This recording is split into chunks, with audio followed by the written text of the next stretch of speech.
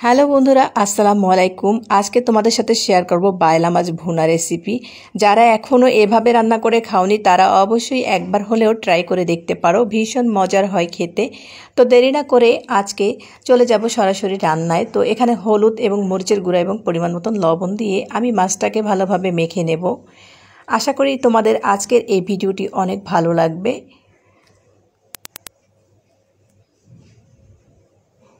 তো দিয়ে দেব প্যানে তেল। আমি মাছটাকে হালকা করে ভেজে নেব। বায়লা মাছ কিন্তু সবসময়ই নরম থাকে। তো ভেজে নেওয়ার কারণটাই হলো একটু যে মাছটা যাতে একটু শক্ত থাকে, আর ভাজা ছাড়া রান্না করলে হয়তো ভেঙে যায় মাছটা, এজন্য আমি একটুখানি ভেজে নিলাম। কাঁচা মাছটা রান্না করলেও কিন্তু খেতে ভালো লাগে, আর ভেজে নিলে তো আরও বেশি ভালো লাগে। তো কথা বলতে বলতে আমি মাছগুলোকে ভেজে নিচ্ছি, উল্টে দিয়েছি। তো হয়ে গেছে। আমি কিন্তু এভাবে মাছগুলোকে ভেজে উঠিয়ে নিব। আমি খুব বেশি কড়া করে ভাজিনি মাছটা। তো এখন বাকি যে মাছগুলো ছিল সেগুলোকেও ভেজে নেব এভাবেই।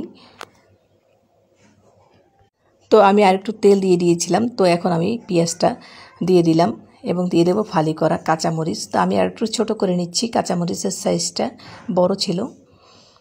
তো কাঁচামরিচ আর পেঁয়াজটা মিলিয়ে আমি একটুখানি ভেজে নেব। তারপরে এখানে দিয়ে দেব 1 চামচ পরিমাণে রসুন বাটা এবং 1 চামচ পরিমাণ আদা বাটা। তো দিয়ে ভালোভাবে মিশিয়ে নেব। তারপরে দিয়ে দেব জিরা এবং ধনিয়া কাঁচা বেটে রেখেছিলাম সেটাই। এখন দিয়ে দেব হলুদের গুঁড়া এবং মরিচের গুঁড়া। তো এখানে দিয়ে দিলাম পরিমাণ মতন লবণ, আর একটুখানি পানি দিয়ে আমি মশলাটাকে কষিয়ে নেব, না হলে পুড়ে যেতে পারে। তো একটুখানি পানি দিয়ে দিলাম এর জন্য। তো ভালোভাবে মশলাটা কষাবো। তো দেখো এখন তেল ছেড়ে দিয়েছে মশলা থেকে, এখন মশলাটা কিন্তু কষানো হয়ে গিয়েছে।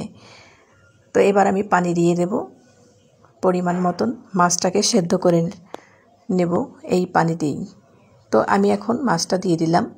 মাছটা দিয়ে ঠিক করে তারপরে আমি এখন ঢেকে কিছুক্ষণের জন্য এটাকে রান্না করে নেব। তো বেশ কিছুক্ষণ এটাকে রান্না করে নিতে হবে। তো এ পর্যায়ে আমি এখন এখানে দিয়ে দেব কিছুটা কাঁচা পেঁয়াজ এবং কাঁচা রসুন একটু বড় সাইজ করে কেটে নিয়েছি।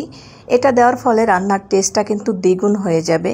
তোমরাও চেষ্টা করবে এভাবে রান্না করতে, ভীষণ মজার হবে এই রান্নাটি। তো আমি কিছুক্ষণ ঢেকে রেখে দেবো, এটা সেদ্ধ হয়ে গেলে তারপরে নামিয়ে নেব। তো এখন নামানোর আগে একটু জিরা দিয়ে দেবো, আমি ভাজা জিরার গুঁড়া দিয়ে দিলাম। তারপরে কিছুক্ষণ পরে নামিয়ে নেব। তো হয়ে গিয়েছে, আমি এখন কিন্তু নামিয়ে নিচ্ছি। তো আশা করি আজকের এই ভিডিওটি তোমাদের কাছে অনেক বেশি ভালো লেগেছে। আর ভিডিওটি ভালো লাগলে পেজটিতে ফলো দিয়ে রেখো, আর যারা ইউটিউব থেকে দেখছো তারা চ্যানেলটি সাবস্ক্রাইব করে রেখো। দেখা হবে নেক্সট ভিডিওতে। ততক্ষণ অনেক বেশি ভালো থেকো। আল্লাহ হাফেজ। আসসালামু আলাইকুম।